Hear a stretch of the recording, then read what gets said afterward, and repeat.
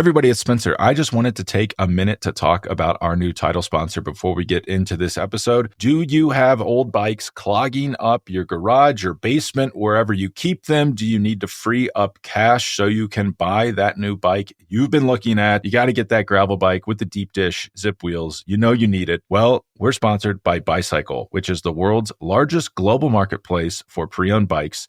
That's BUYCYCLE.com. With over 20,000 pre-owned road, gravel, and mountain and triathlon bikes on the platform, Bicycle connects buyers and sellers on a global scale, making the process of buying and selling bikes safe and convenient for riders. They pride themselves on easy shipping, fast and safe payments, top-rated customer service, and a huge selection of great brands at great prices. And you're probably asking, okay, I want to sell a bike. I want to get out of my garage. I want some cash, but that's got to be a pain, right? Like, how am I going to ship that? Well, when you sell your bike on Bicycle, they ship a bike box directly to you, and then someone comes and picks it up, and they coordinate a time that's convenient for your schedule. So it couldn't be easier. So if this all sounds interesting, well, for a limited time only, use code BTPListen to unlock 30% off your seller protection when you sell your bike on the platform. That is BTPListen for 30% off seller protection when you sell your bike on the Bicycle platform. Again, that is BUYCYCLE.com. Check it out today. All right, let's get into the episode.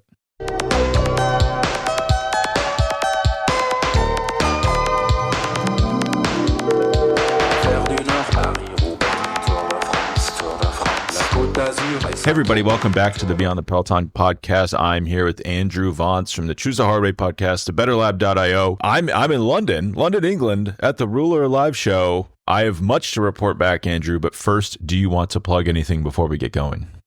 Yeah. If you're someone who rides bikes and you will definitely benefit from getting better sleep. You might be trapped on the health spectator bench staring at your wearable, telling you not to go train today. Well, guess what? Sleep scores aren't reliable. Neither is sleep staging data on your wearable. That's what the world's best sleep scientists say.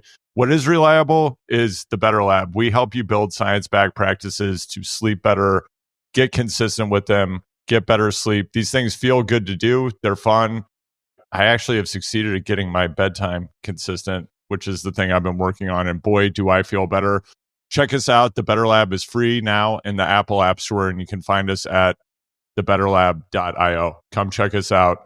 Sleep better. Tell me what you think. How's your sleep, Spencer? Yeah, I was hoping you'd ask about that, Andrew. I was thinking about wearables because of the flight over, like, obviously you're not best case scenario, you're not sleeping very well, at least relative to your bed at home.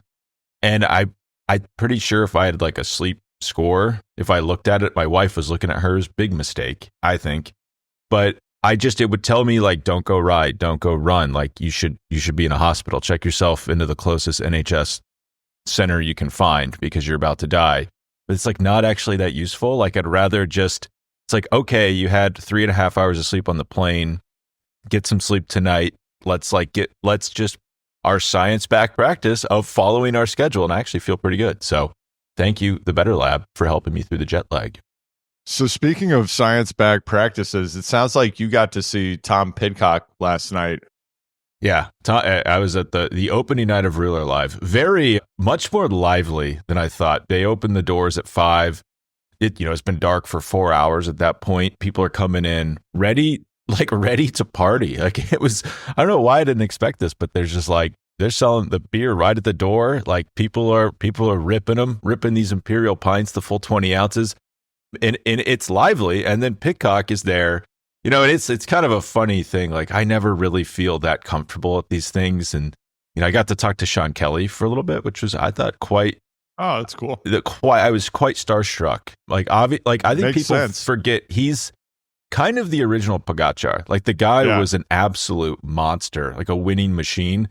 And then obviously, yeah. And if you are a Eurosport boy like us, like, you listen to him talk for hours every year. So that was the highlight of the evening, I thought. And then, David Miller's there, just like looking fantastic, walking around in like a cool coat that I don't have, and I'm feeling coat inadequacy. But then designed it himself. Yeah, exactly. I just made this in the alley before I came in. Milled the fabric himself. and then you start to hear like murmurs through the through the crowd, like, oh, Tom's over there. And like Tom Pidcock's coming through. And, it's like a little bit more excitement than I thought there would be. And then he speaks. He gives a speech. And I'm seeing Ineos staffers like plants in the crowd as the evening goes on. There's a woman that I believe was a press officer. And then Karsten Jepsen, who's the director of performance operations, and Scott Drawer, head of performance, are there, which is a little weird because, maybe they just want to hobnob and see people in the industry. I also saw Eric Min, I believe, the CEO of Zwift, just getting out there, glad-handed, meeting the people. Yeah. And it's like, that's kind of odd. Like, what? I mean, maybe they just want a night out in the city, and this is what they're doing. And then Tom Pidcock, last person to speak, gets up there 9 p.m. and it's one of these interviews with Matt Stevens, and Matt comes out before. Daniel Benson's covered this in his newsletter. I saw Daniel Benson there doing the on the ground. That guy is like doing the reporting. He's like the last. He does reporting. You're a journalist, Daniel Benson. Yeah, Thank you. Congratulations. He's gumshoeing it. But Matt Stevens comes out and is like, basically, I think in response to the Escape Collective story that dropped yesterday about, what went wrong at Ineos. I think a lot of things about that piece, but I think we all kind of know the gist. He comes out, he's like, in light of recent articles, there's been a lot of articles recently about this, but unfortunately, Tom can't discuss the Ineos situation. So you're thinking, well, it's going to be pretty boring, right? Like, what are we going to talk about here? Comes out, Stevens, I think, gives him what he believes is a softball. I'm trying to find the quote here. It is, Steve Cummings is gone, been ejected from the team. Stevens asks him if Tom Pidcock was in a happier place in terms of clarity and purpose moving forward with the team. What do you think he answered, Andrew? As a communication professional, what would you advise him to answer? To say something positive and not discuss the situation that led to him being happy. He said no. Oh, man. Oh, man. Is unbelievable. Like, what is going on there? I couldn't believe it. And, and was there like a palpable, like, oh. Yeah. And, Matt Stevens is like ultimate mensch, like trying to move, like, yeah, I don't think you're supposed to say that. Let's like move past this. And.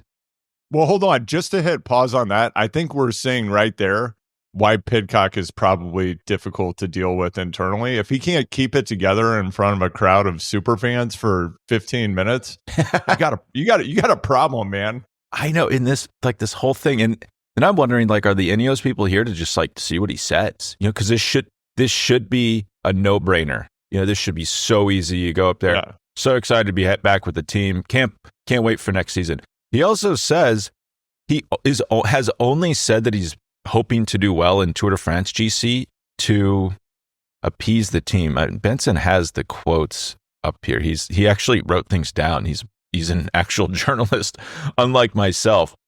But he said something about that he'd only been saying that he was focusing on the tour because he thought that's what people wanted to hear inside the team. And you're like, well, this is like more frank than I thought it would be. And then he kind of went on to allude that he wasn't that happy in the team. We all know that. And then wasn't that happy in road racing. He said he doesn't watch his road racing clips back, only watches mountain bike clips back. And I think you called this out like 2 years ago. You said these guys clearly miserable at the tour. And he confirmed that he hates the tour, hates the solitude of road racing, which is funny because you're actually in a team bus with a bunch of people. I would think by the end of the Tour de France, I'd be sick of being around people and want to be by myself. And that mountain biking and cyclocross is lonely, but that we come back to this entourage. Like, maybe he just needs to be around the entourage all the time. Without his backup dancers, he doesn't feel like himself. Yeah, absolutely. But I came away from all of this thinking, well, this guy's not happy at the team. Clearly doesn't want to be back here. Like, he must have been drugged, kicking and screaming to this team camp in Manchester. He was like, well, I don't know if you saw, he's wearing like a really kind of like formal looking suit at a Manchester United game. You're like, if I was Tom Pidcock, I'd tell people I'm not wearing a suit to a Man U game. Didn't look that happy. And then just all of this made me think, and he said he wanted to focus on one days. I think the quote was like, that's what gets me excited. And you're like, okay, that sounds good. But now let's flip this. What is Tadej Pogačar doing right now? The guy is probably doing whatever he wants. It's all easy for him. And I walked away from this Pidcock interview just feeling like this is all very hard for him. This all takes a toll. He even talked about, there's no off season. It's hard to recharge. There's no time to reflect. And I was thinking, man, like, this is kind of your time. Like, why are you here? Like, shouldn't you be in Ibiza just chilling? Like, it just seemed like, well, if you're complaining about not having time to recharge, why are you doing this event? And it all just feels very difficult for him. Maybe it's because he speaks English and we don't hear the frustration with Pogacar, but I don't believe he has that. Like, think of Primož Roglič. You ever hear about Primož Roglič in the offseason? You ever hear about Jonas Vingegaard? Like, I saw a picture of him. Someone took a picture of him at like a butterfly garden last week. And that's like the only thing we've heard from him. So yeah, they wheeled him out of his pod just for that. Yeah. And he was in like, kind of like Photoshop. He was in like, kind of like everyman clothes. You're like, is this really him? Or did you put his head on somebody else? Yeah. But it just made me think, like, I don't know if Pidcock's about that road race life. Like, is this guy just going to leave and go to mountain biking? That's the takeaway I had. Like, not only do I think that he could leave Ineos, like, I wouldn't be surprised if he's not racing on the road in a few years. Well, it sounds to me like Lord Robin Aaron wants to see the bad man fly. Which bad man? They've all flown. If you missed previous episodes, obviously I've done a bit of research. Spencer, Lord Robin Aaron is the character in Game of Thrones who lives in the castle in the sky and throws people out of the moon portal. And before he does that, he says, I want to see the bad man fly. So maybe that's what's going on with Tom. It sounds to me like what Tom is describing it's called the life of a professional athlete. That's what you do the entire year. It's a fairly miserable lifestyle and it's extremely hard. And it's not just about having the talent. It's not just about working hard. It's about mentally being able to handle the pressure of that, not just when you're doing things you want to do. You have to do a lot of things you probably don't want to do. And you're going to do better, as you pointed out, if like today, you love all of them. And so what I wonder here, this is a couple of things happen at this point. I'm also I'm perplexed given we've got Ineos there. I mean, geez, they must be, just what you're describing about having the staff and the crowd watching him. I can only imagine what the conversation was like with Tom and his backup dancers and management following this event. I mean, probably should have done like a UFC style walkout with some hype music, the dancers, get him up on stage. As you said, it's Matt Stevens. Matt Stevens is a phenomenal interviewer, and one of his greatest talents is to keep everything very interesting while also just throwing softballs and keeping it extremely positive. And there is like a real art to that. He's extremely good at it. And I love his cafe ride interviews, for example. You truly feel like you're getting to know these riders better. And he never for a second gets into any even moderately dangerous territory. So the friendliest interviewer he could have had, and he still shits the bed. Right. So the whole point of a Stevens interview is that this doesn't happen. That's what's shocking to me. Yeah, right. So you just wonder, where does this go over the course of a season? You got to get this guy. If you're Ineos, you have to get this guy out of the team. He's a spoiler. He's gonna ruin the organization, and we already know the organization is ruined. So they're hitting Control Alt Delete. They've got a whole new funky bunch ready to go in 2025. I mean, are they ever going to see their former glory? Who knows? Maybe they rise from the ashes, but this is not how you want it to start. And then just, at the level of Tom as a human being, because these are not just people who go out there and reenact a video game in real life. These are human beings, right? I worry for Tom's mental health in this situation, and I worry about his ability to stay in the sport with what he's describing about his experience. And if it's gotten to a point where he's just totally lost control, which what you're describing to me, describes someone who's completely lost control as a professional athlete. If they're going out and making statements like this in public in a setting where they don't have to, this is a complete own goal, unforced error. And Tom Dumoulin never did this, neither did Marcel Kittel, but I wonder if there are things going on here that are going to lead to Tom exiting the sport pretty quickly. Or does he refocus? And can you imagine? I might even call it here first, Pidcock gravel. I'm depressed thinking about it. I don't think if he thinks the tour is a drag. Yeah, go stay at a Motel 6 in Oklahoma for Mid-South, dude. Questioning everything. Right. I did get big Dumoulin vibes. But God, there's a lot to unpack with what you just said. But I was reading that escape piece yesterday, thinking, just meditating on the flight. Well, are they swimming upstream unnecessarily? Like, it's cycling. You need top talents. Who's a top talent? Tom Pidcock. Like, the Jerry Seinfeld. Like, what if the whole plane was the black box? Like, what if the whole team was Tom Pidcock? Just do whatever he wants. The guy's amazing. And then I got to the event and I was thinking, well, he doesn't like cycling. So that's a bit of a problem because he's never going to be someone you can, it's like a Michael Jordan situation where you're just like, all right, Mike, like we're all you. Let's win some championships. Like, he's just not going to do that.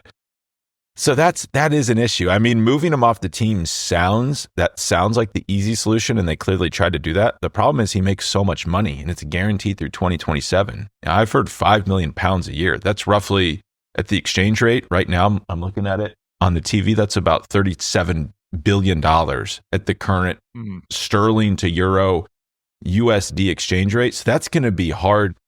No one's going to sign him for that. And so they'd have to pay probably £3 million for him to race for another team. And then who can you sign for $2 or less million that's better than Tom Pidcock? It's the calculus starts to not make sense there.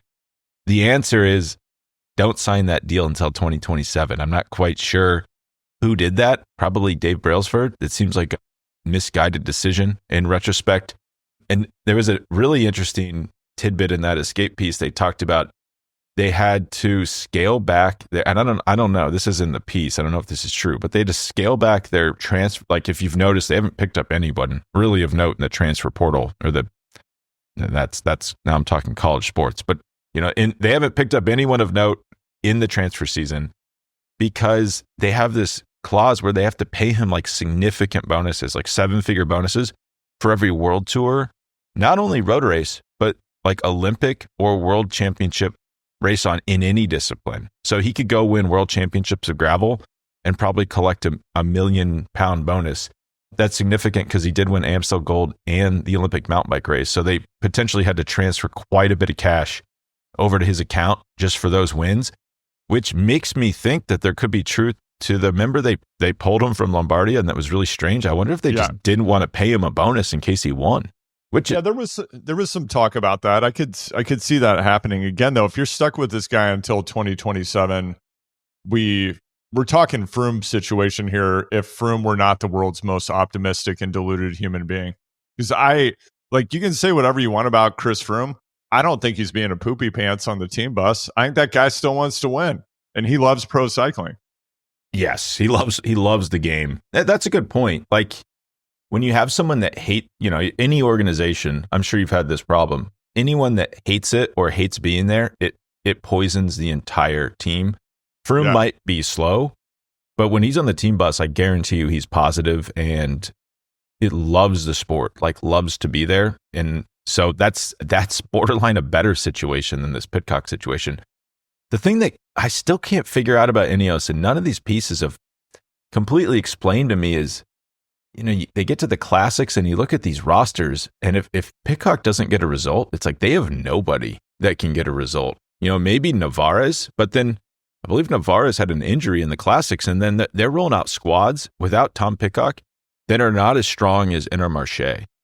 And when you look at those two budgets, it's just like, what happened here? I still cannot quite figure that out. Like, how they went from, and maybe cycling was different in the mid-2000s where you needed one or two guys that could win and then a bunch of support riders, and them knowing how to win wasn't that important. But it is shocking when you look at how few riders that can actually get results in that team.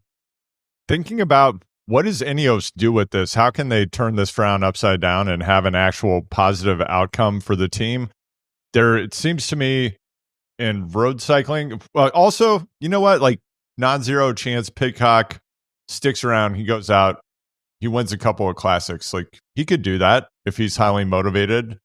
and he has the talent to do it. He has some significant one-day wins. He enjoys those races. But are you getting that €5 million ROI on just that? No, you're not. So what do? Mountain bike World Cups, I love watching them. I know you do as well, Spencer, and I bet many of our listeners here enjoy tuning in and watching those events, but they're just limited. Like they don't have that much reach for your marketing dollar. As live events, they're pretty limited as well. So that's really not going to work. And he's already done really everything that he possibly can in that domain. So what do? My thinking is, going back to my hypothesis from the last episode, that Ineos is actually the world's most expensive America's Cup farm system. I can just see the headline right now in the Sunday Times in London. Headline, below deck: the Alpe d'Huez stage winner and mountain bike world champion who walked away from pro cycling to pedal inside a pontoon compartment on an America's Cup boat. This is what you do. This is how you maximize your sponsorship dollars. Did you write that down?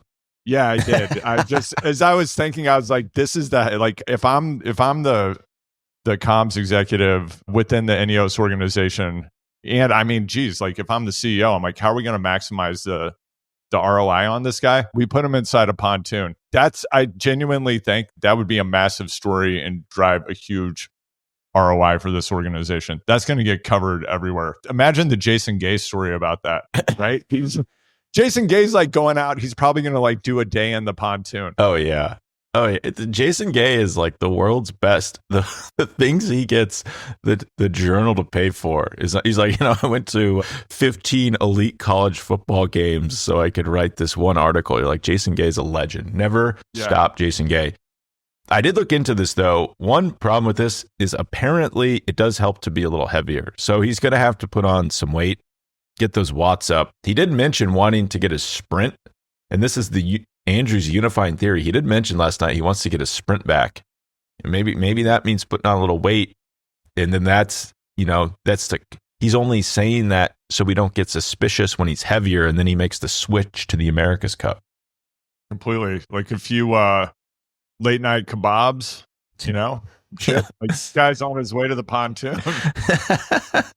I feel like Britain is like specifically designed so you can put on weight. Just like you're coming to this kebab shop at 2 a.m, drunk. I mean, how many kebab shops did you walk past on the way out of Rouleur live last night? I could have had a few beers, feasted like a king all the way back. I'm only 2 blocks away. I could have gone to 15 kebab shops probably.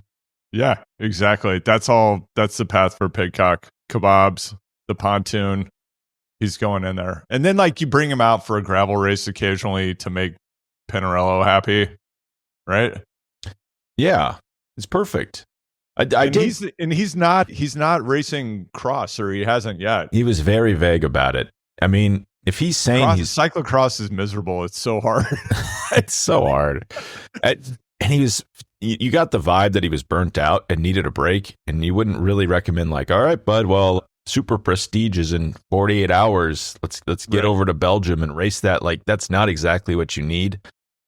And I'm of two minds about it. I've always thought, like, apparently they got in a fight, him and Steve Cummings, because Steve Cummings told him he couldn't win the Tour if he was racing other disciplines, which is a completely reasonable thing to say. And then fire that guy. Get rid of it. Apparently that's like what caused the fracture in the relationship, that someone spoke the truth to him.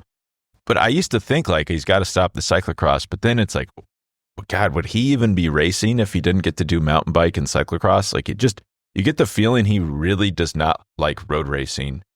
And the big red flags to me were like, you could almost see him like calculating. He didn't say it, but it's like, well, the classics are the closest to off-road stuff, so I think I can tolerate them. But it's like, man, there's no, if you're not living and breathing the classics, I would say like Van der Poel's really the only guy now who like ignores Grand Tours and is also an elite classics racer.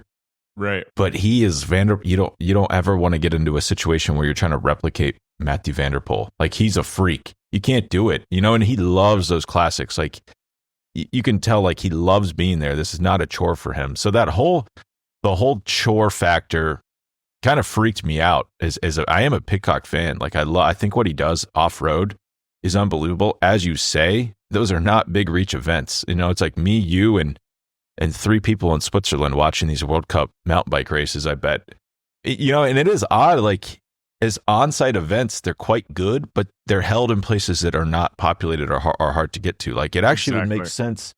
You know, I'm looking over at like the London mountain bike course for the Olympics. Like that's a World Cup should probably be there, like in the middle of a city where people are. So just the whole mountain bike scene, like they're not going to drive a lot of ROI that way. One other thing in this story, last thing I'll mention, they mentioned Carlos Rodriguez being like a world-class aerobic talent, like up there with Pogacar and Vingegaard, but his anaerobic ability is so low that it's limiting his ability to compete with those guys. And the team hasn't addressed that.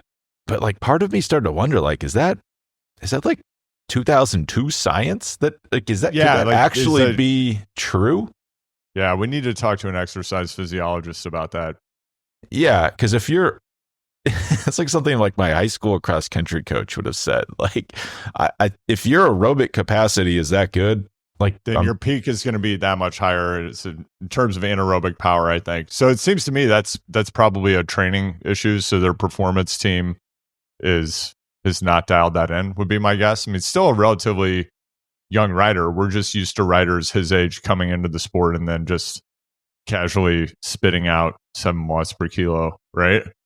Yeah, 7 watts per kilo, like 2.5 weeks into a Grand Tour whenever they need to, which is not normal. You should not expect people to do that. You bring me to my next question. Someone asked me this on a ride recently, and I haven't been able to get it out of my head. You know, I think the way the sport's covered, it's like every great new rider is young. Like the kids come in and they dominate, and will riders last less long? Basically, will peaks be shorter? At first, you think yes, but then think about this. You know, no winner of a Grand Tour in 2024 won the white jersey. I think what we saw was really young riders were the best, and then now those same riders are older and are still the best. Right. Like it's like a wave coming, like a wave of energy coming through the ocean, and like the wave appears to move, but it's the same wave of energy. I kind of think that's what happened. Like I don't think you're going to see these, like, you know, there's like, you can go if you want to deep dive online. There's all these French riders. People are like, this is the next Pogacar. This guy's doing 7 watts per kilo on the Col de Rats. But it's like, yeah, these will be fine riders. Like Juan Ayuso, very good rider. I don't think he's going to win a Grand Tour this year. Like he's just not as good as the best guys. You know, like Remco Evenepoel, Tadej Pogacar, Jonas Vingegaard are the best. No one's even close. Same thing with Carlos Rodriguez, like very good. And we're seeing him kind of slowly try to improve. But it's not, being a talented young rider is not a golden ticket to like going in and winning the sport's biggest races. In fact, the winners of the biggest races, the average age is going up. This is not, it's not like the youth wave that you're sold it is. I mean, the more you look into it, the more that becomes clear that it's just really a couple riders that were really good and happen to be young and are now older and also very good. You know what's interesting? I'm just thinking about if we're going to analogize what's going on with Carlos Rodriguez to what we've seen happen with Pog over the course of his career. It seems that Pog, in different ways, was not maximizing his ability because he was training in a manner that didn't allow him to express the full breadth of his talent. Because it seems, you know, again, like there's a bit of speculation, but he did switch coaches. It does seem that his training methodology has significantly switched in the past 18 months. And it seems that his nutrition is more dialed in. So what we've seen happen with Pog over time is a few things needed to be adjusted. They were taken care of, and like holy shit, this guy, you know, it's just like, it's mind blowing. And that was possible to happen. And he just continually has been surrounded with better and better teammates because his team, whatever you want to say about them, they have a winning culture and they do everything needed. They also have the largest budget in the sport, so they have the money to do it. But they're following the peak Team Sky program of like having the world's very best high performance team, and whatever they call them now, race engineers or whatever they're called. They just watch Drive to Survive. It's like, it's clear what happened. You know what I mean? Here. Like there are a bunch of titles now that I'm like, okay, that's cool. but the nomenclature has changed a bit. But just like the high performance staff around Pog, the very best in the world, everything's being maximized. They got the world's best carbon monoxide tanks. They have them on the volcano, everything. Carlos Rodriguez, well, and just the last thing I want to say about that, and all of that is just going to keep amplifying the confidence of a man who has total confidence, appears to be completely calm at all times. So he just gets better and better. The system Carlos Rodriguez is within, in my view, is not optimized in any way for him to maximize his ability, his talent, to express it in its highest form. And in fact, before you mentioned the information that came out in that piece or the speculation about his physiology, connecting it back to our discussion of Pidcock, I mean, this guy's dealing with a teammate who's a complete turd at the world's like most challenging, psychologically stressful cycling event, the Tour de France. Like we saw it in the most recent season of part of the Peloton / Unchained. And, you know, Pidcock just, when it's not his day and he needs to ride in support of another rider, he just like takes his toys and goes and sulks in the corner. He doesn't do his job. That's not cool. No, it's definitely not cool. And I think there was a lot of talk of like, I'm trying to be careful because some friends of mine are very big on this take that like Netflix did them dirty, basically, like screwed everybody over, portraying them bad. I'm at the point now where I'm wondering, like, did Netflix make him look better than he actually looked in reality? Because, you know, if you're basically throwing a public fit the way he is, and I'll probably see him today. I just hope he doesn't listen to this before I say that, before he hears that. But if you're throwing a hissy fit like that in public, imagine what it was like at the tour behind the scenes. It must have been miserable to be his teammate. And yeah, and it's like you could see those guys come out of the team bus to warm up for the time trials, and they look like they just received the worst news of their life. It's just like no energy whatsoever, somber. No one looked happy the entire race. And we probably have a little bit of window into what was not making the experience, was definitely not adding to the fun and levity of the experience, that's for sure. Yeah, meanwhile, Geraint Thomas is having a sausage roll and a pint. He's laying down in the back. All right, Luke, what are we talking about? Like half covered with a towel. Yeah, completely. But yeah, so again, like think about the environment this guy's been operating in for the past couple of years as he starts to show signs that he could be up there. He could be on par potentially with the world's best riders. And I mean, he also is in this epoch where they're just these, you know, greatest of all time talents that he's battling with. Spencer, I know you're going to have to slide in a minute. I feel like we would be remiss if we didn't dangerously speculate about the 2025 Tour de France for a moment, though. I know we've discussed it privately. Is now the time to reveal some of our views, or should we save that for a later episode? No, say your views. I think Yuva from Red White Bibs actually he was doing predictions this morning in his newsletter. He beat us coming from Singapore. So go ahead. Okay. Yeah, I am a huge Pog fan, but I'm going with Jonas. I feel like Visma has improved a team that had staggering talent. I think it's even better. Jonas is hungry. Guy is a total killer. Again, like think back to his post-race interviews at the 2024 Tour when he clearly, at a certain point, it was pretty clear he was not going to win. And like, what did he say every day? Yeah, like I think I have a pretty good chance. I mean, like, I just like keep thinking about that mindset in contrast to Pidcock. Jeez. Yeah. Right? But he just like, no matter what, he's like, yeah, of course I have a chance to win this race until, you know, it ultimately became just mathematically impossible. But like, he never gave up. He's never wanted it more than he does now. And I just feel like it's his time. I think it's going to be, I can't wait to see this race. Where's your head at? I think I've texted this to you in private, so I feel like we're cheating. But yeah, I think if I'm sitting here right now, and if you have access to liquid markets to bet on this, I don't think it's a bad time to go Jonas. Like it all feels like it's swinging a little too much, and like people have forgotten how fickle the sport is. And I think George Shangapi always falls victim to this. Like at the end of the 2023 tour, he's like, how does Pogacar even live through the offseason knowing that he can't win no matter what he does? And then after the tour this year, he's just like, oh man, Pogacar is unbeatable. But like that's not how these guys think. Like Jonas probably felt somewhat encouraged. Like think how bad his buildup was. The man was in the ICU for a decent amount of time, and he did pretty well. Like sure, it was kind of a blowout. But that was a few stages that I still can't get over, like how much Pogacar got to sit in the wheels on those really hard, the Pyrenees stages.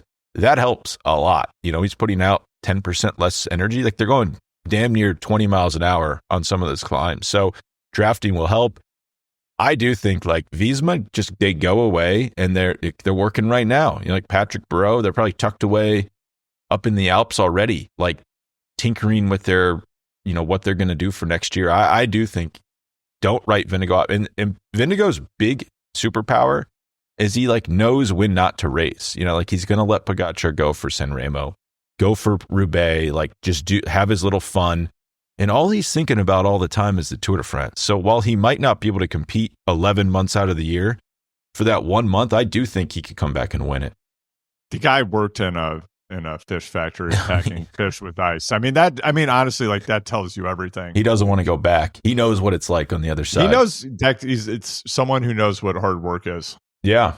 I do have to run. I hate to even broach this subject, but we're talking about retiring. You know, is there more to life than professional cycling? I was on Instagram this morning and I saw like have you seen like Peter Sagan's latest post? Do I want to? He's like, you know, he Grand Fondo? Is he racing go-karts? Like, what have we got? I've got so much respect just for the grind, you know, like we live in a capitalistic society. I did spend a lot of time in East Berlin doing, learning about the Eastern Bloc. I would say I'm quite curious. I want to enter one of these these sports schools now, but yeah, it's like kind of depressing. If I'm in therapy right now, listeners, don't tell anyone I said this. It's kind of depressing to me. Like he's in Shanghai riding around. It's like some burger ad. You know, it's like, okay, the money's nice, but I don't know. Is this what people talk about when they're like, there's more to life? And then I saw some like TikTok with Botas and Cavendish just saying, what's next? What's next? What's next to each other? I saw that. Yeah. And it's like, is this really what's on the other side? Like, I don't know. Like, is racing that bad? Maybe. If you want to, I mean, we've talked about it privately. If you're Cavendish, we've heard the stories about the shopping bags from Tour of California. If you want to keep shopping, you got 5 kids, you're going to make those burger ads. You're going to do whatever you need to do. I mean, that's just how it is. I'm now, I can't wait to get on Instagram to look at this Sagan clip.